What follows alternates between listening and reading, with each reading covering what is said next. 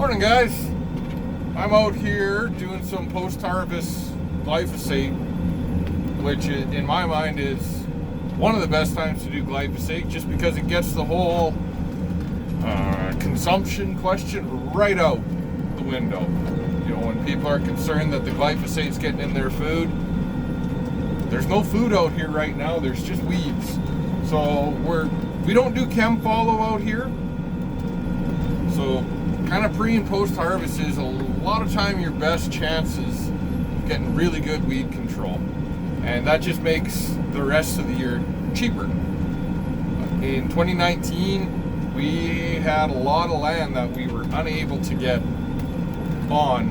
Well, first of all, a lot of time we weren't even done combining it this time of year, or even a month from now. So today is like September the 19th or 20th.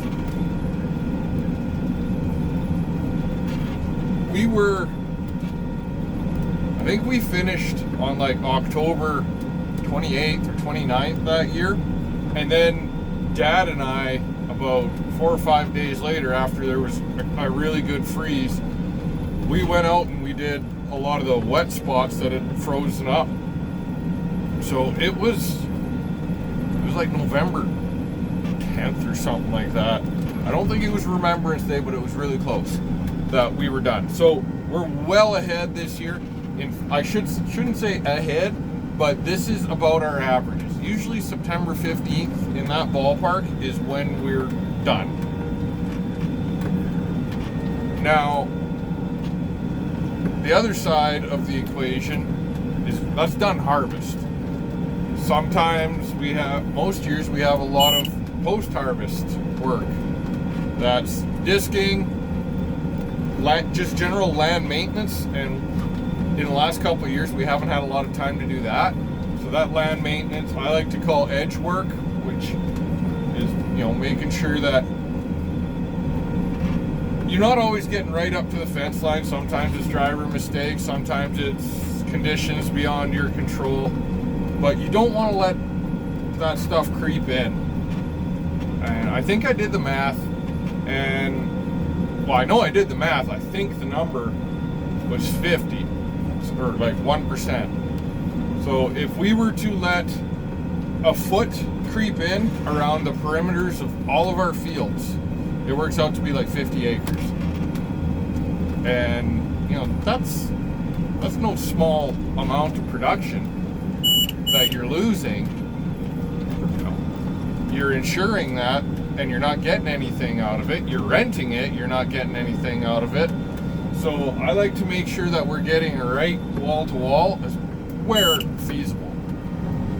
A lot of what we need to do in the fall is, maybe I'll turn around the camera in a bit, but we have a lot of bluffs with trees.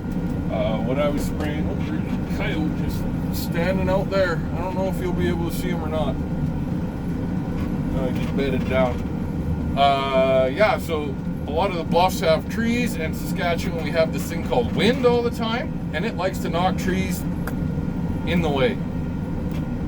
So a lot of the perimeters and a lot of the bluffs, you got to go and hack up some trees and throw them in the bush, and then in a couple years or whenever, if they're good dead trees and the bluffs are right, we'll burn them and clean those up. Have some disking to do where there's some ruts, and I like to take the disc around the outside of the field for a few reasons. I get on there. It's nice to break up the headland where we're always going parallel with the headland, even with the combines. So it's really nice to scatter the trash around. We got some harrowing to do when conditions are right. They're not right yet, but probably in a week or so, once everything's had a chance to die off, a couple good frosts, stuff like that, we'll do that. A lot of fence lines I'm hoping to be ripping out, a couple miles at a time. Man, he's not scared at all. I'm literally gonna wing over top of him. Oh, now you're at. Not far. See if we can get him in focus there. There he is. My mount's too good. There he is again. So I like to clean up fence lines. We don't have cattle anymore. There's some old railway fence lines that are page wire, and they are an absolute nightmare to deal with. There's some that are just old decrepit barbed wire that are a lot easier to deal with. It's just pulling posts and getting rid of wire, and it's amazing how much easier it is to get right to the limit of your property when it's not there staring you in the face, because probably everybody's hooked into one before and caused some damage, and that's not much fun. So among the other stuff that we do is, I've already mentioned the fall spraying, and sometimes that's just glyphosate.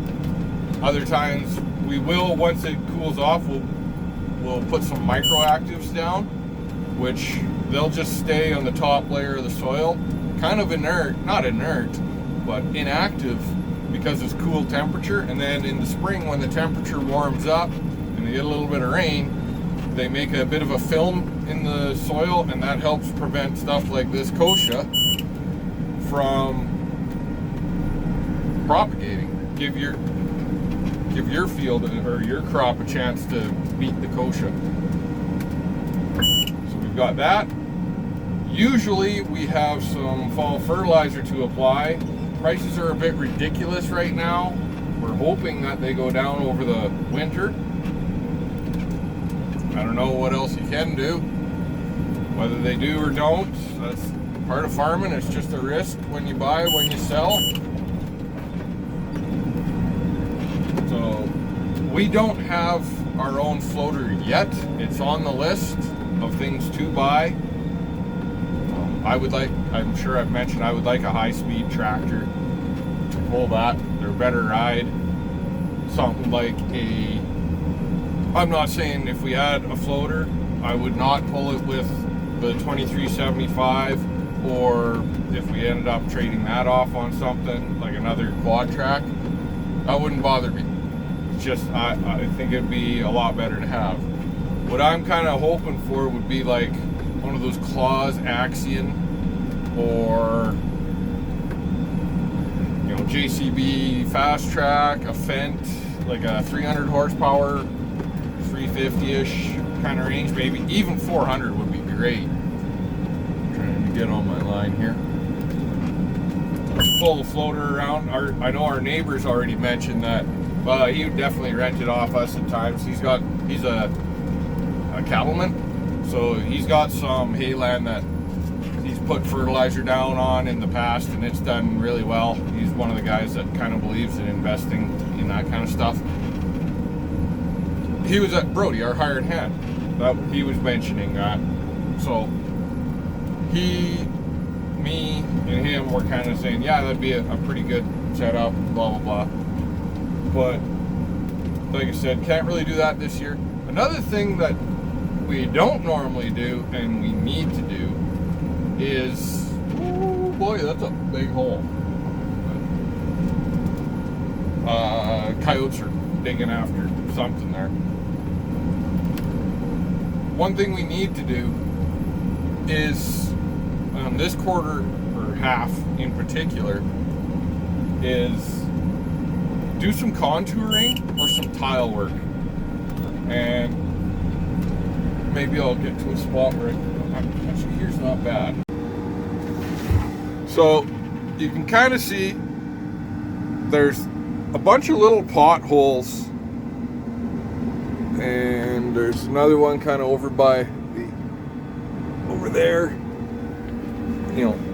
even here, over there. It's really swaley land here. Oddly enough, it looks, I know, dead flat, and I always say Saskatchewan's flat, but this is nice land. Ooh, I better get going fairly soon. It looks like the wind's picking up, but it's nice land. But like I said, there's lots of potholes that get drowned out. So a lot of it is like, if we can get that water to go into there, or whatever's there to keep running south. So I got to do some topographical maps and figure out what's going to be the best play, because I know it only looks like, oh, that one's probably a quarter of an acre and that's really nothing, there's another quarter, but I bet you it adds up to close to 10 acres lost. And in a year like this, well, that's pretty expensive.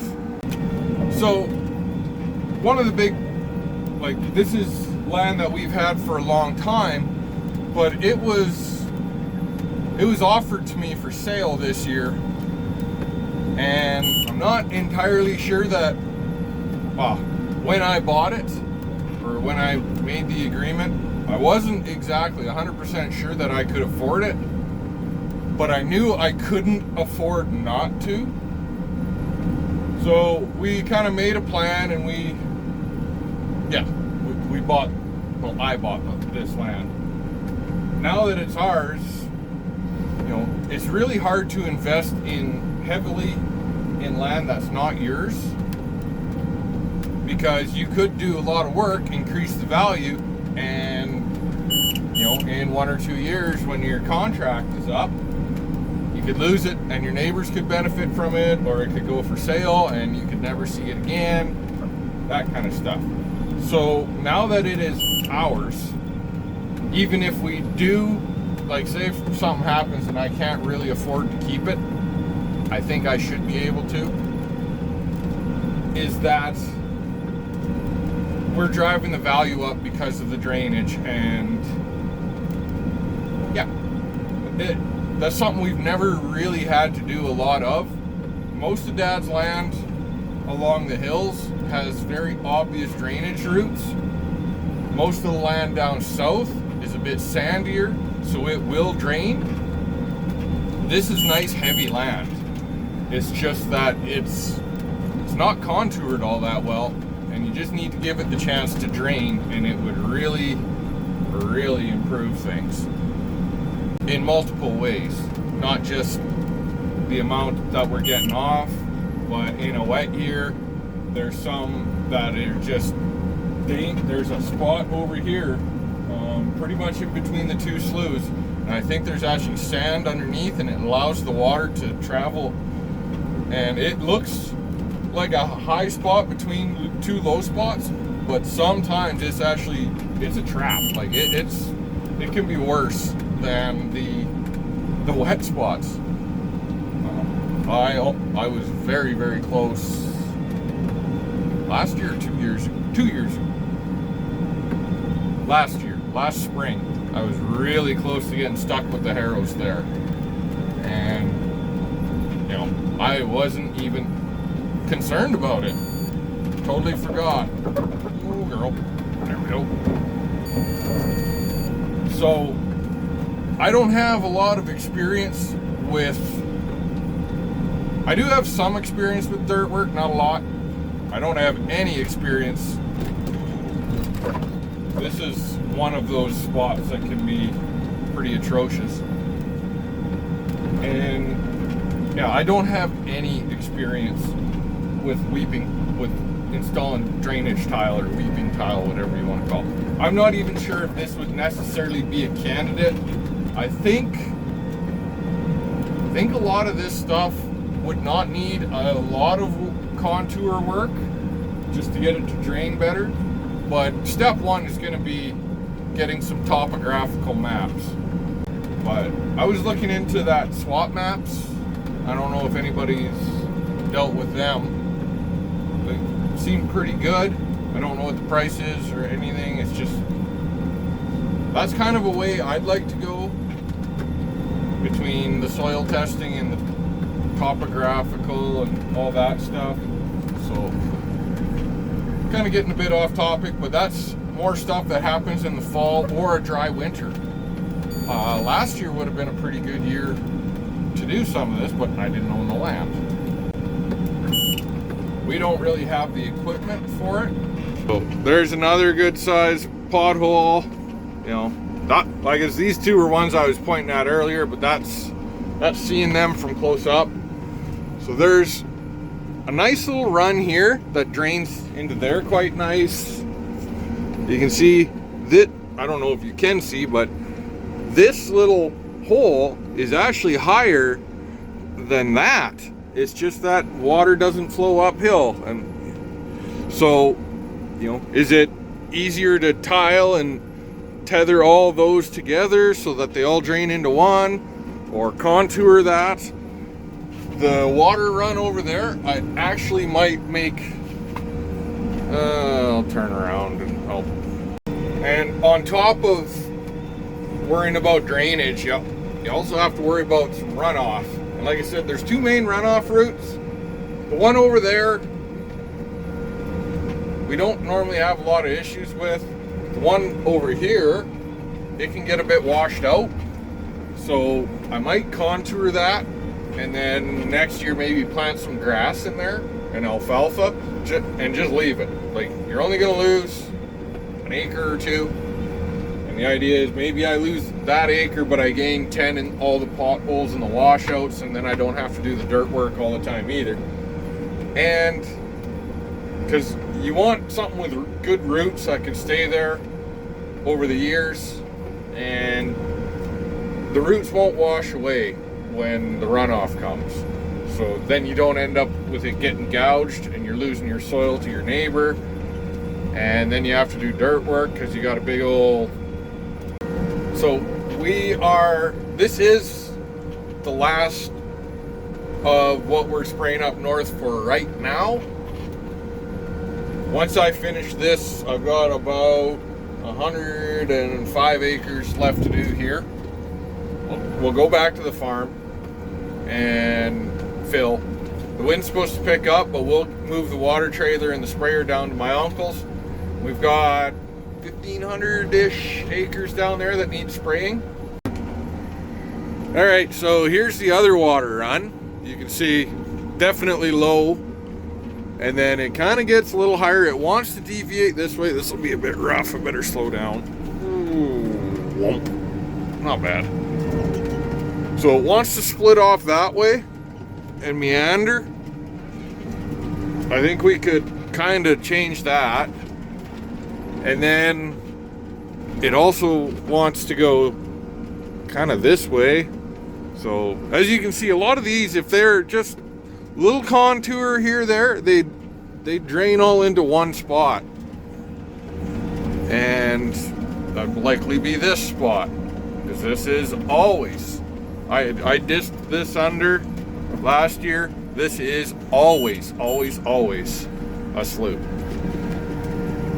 I'm not sure how much I would have to do to circumvent that problem, but like this one and the far one over there are pretty much always sloughs. This one I think has potential.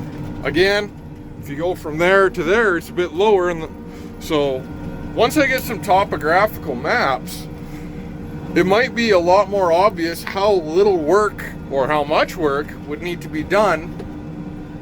Like, to get you to drain to there, I could probably do that with a front end loader, to be honest.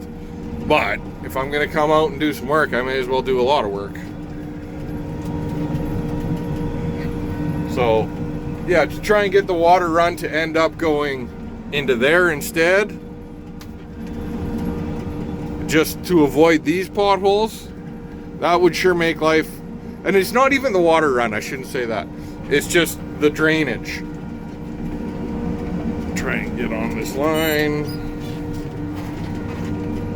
Good.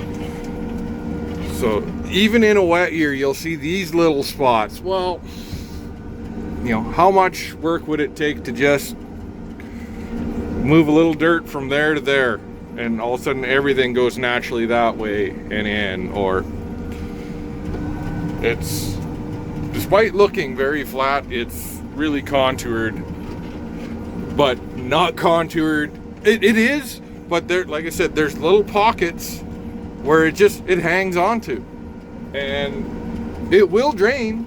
Like, it's obvious, we combined right through them, but it'll hang on to water long enough to kill your crop.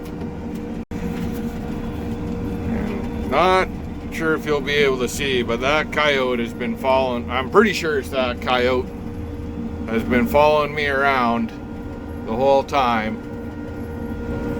He might have just snuck off into that bluff. He just kind of went over that little ridge.